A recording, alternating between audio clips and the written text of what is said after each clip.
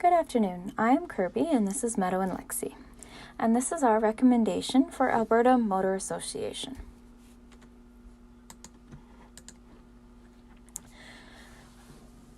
Jane, the VP of Brand Management and Member Experience at AMA, the subscription-based automotive insurance and roadside assistance program offered in Alberta, and she wishes to draw awareness to and be recognized for the multitude of other non-roadside assistance services that AMA offers, specifically the ones targeting the under 25 age demographic, in order to increase the engagement and renewal rates. Jane has a few specific goals in mind, one being increase awareness of all AMA's services and benefits, another, increase the market share it currently poses at 36%, and recruit and retain younger members. AMA should consider many internal and external factors affecting their ability to reach their goals. Some strengths of AMAs are their well-established brand loyalty developed over the almost 100 years they've had in business, the fact that they are already in 36% of households, and that they offer a multitude of benefits for all different subscription levels. They also have many weaknesses, including 20% of Alberta's population being rural. Therefore, it would not be able to benefit from urbanized membership benefits that they offer. They have an established but not large social media presence. And only 50% of their first-year subscription users renew. There are some opportunities for AMA in the future, including no major competitors, just smaller insurance companies offering much less services. And with e-commerce on the rise, many of their partnered companies do have a strong online presence already. Some threats to AMA are the increasing number of people using rideshare apps, low travel and mobility due to COVID, and rising costs of transportation. A membership would increase a customer's expenses. Presenting 3 alternatives to help AMA reach their goals. This will include the pros, cons, and the decision criteria. Is the alternatives cost efficient, feasible, and is it meeting the goals? Alternative A. AMA could offer discounts on memberships for multiple year packages, non-vehicle owners, and youths, as well as offer a free trial period on most memberships. The pro is that it encourages non-vehicle owners and youth to be an AMA member. The cons are that in the long term it might prove to be more costly than beneficial, and current members have to change their memberships to choose the specific benefits. As you can see at the bottom, only the goals are met, it is not cost efficient, and it is not feasible. Alternative B. AMA could increase their social media presence by starting a hashtag campaign, making a TikTok channel, hire more youths to consult on marketing and social media posts. The many pros are that it promotes youth engagement and interests, creates advertisements specifically targeted towards youth, and creates a new form of communication for consumers. The con is that you have to hire part-time youth positions to develop social media campaigns directed at target market. As you can see at the bottom, alternative B has feasibility, the goals are met, and it is cost efficient.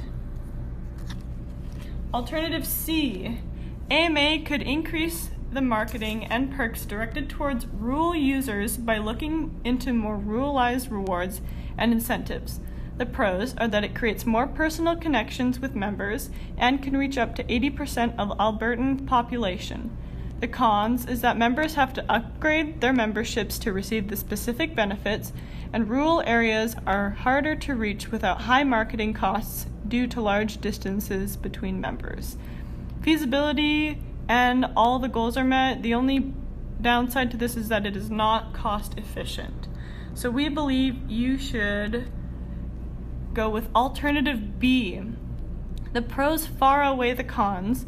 As I said before, it promotes youth engagement and interests, creates advertisements specifically targeted towards youth, and creates a new form of communication for consumers, along with the short and long-term goals can be achieved, explores creative advertising options, and is it is the only recommendation that meets all decision criteria, such as feasibility, goals met, and cost efficient. Also, we are remembering that AMA already has plenty of other social medias and people to manage them. If an already existing member could simply take over the TikTok account, the only con would be eliminated. Implementation plan. So the timeline for the implementation plan shows that in the first 1 to 3 months, you should commit and develop a youth-centered marketing plan. You should create a goal for youth memberships, for example, an 85% renewal rate. You should create and advertise job descriptions for youth to run social media campaigns, create a budget to account for marketing expenses, and hire the youth to run the campaigns.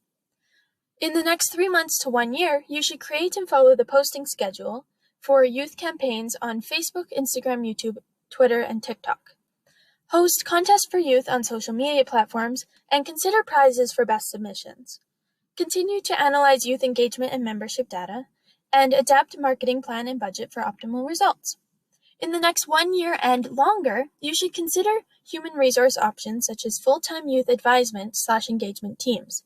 Continue to utilize your marketing plan and post the youth campaigns. After 1 year, analyze data and adapt your plan and budget for optimal results. The marketing strategy is as follows. Determine key membership benefits that attract youth. Hire part-time youth positions to develop social media campaigns directed at your target market. Develop posting schedule for Facebook, Instagram, Twitter, YouTube, and TikTok. Hold contests on social media, for example, #CAA Saved Me, to promote youth engagement and interest. Create advertisements specifically targeted toward youth, and develop a youth branding guide to ensure consistency and differentiation from regular branding. Consider bright colors, attractive typesets, youth representation, and youth-friendly word tone and choice. The financial analysis shows that if you were looking for an 80% first-year retention goal, 85% of each membership should be renewed. Assuming each member is only paying the $90 annual membership cost, so the minimum, it would take you less than 2,500 retained members to pay off the marketing expenses for this alternative. The marketing expenses are as follows. 3 part-time youth positions at 30 hours per week at $15 per hour for 52 weeks, so the full year. That would be $70,200 of expense. The post-marketing development expenses would be $25,000. The contest expenses to run the contest would be about $25,000 as well. This sets the total expenses at $120,200. The risks that you may incur with this alternative is that the social media campaigns do not meet performance expectations. This likelihood is medium, but you can mitigate this by regularly analyzing campaign success and adapting to maintain optimal performance. Another risk could be economic decline that members cannot afford to renew. This likelihood is high. However, if you follow economic trends and operate within reasonable range with both your price and your expectations, this should be avoided. The last risk is controversial or inflammatory posts are posted on your social media accounts. However, this is very low, as you should develop a review chain of employees to pre-approve your posts. In conclusion, in order to increase youth engagement, focus on social media presence. This option is cost-efficient, feasible, and meets all goals. In order to fulfill this alternative, AMA must develop a youth-centered marketing plan, hire youth to run social media campaigns directed at your target market, and increase youth-friendly branding and advertisements. Thank you for your time.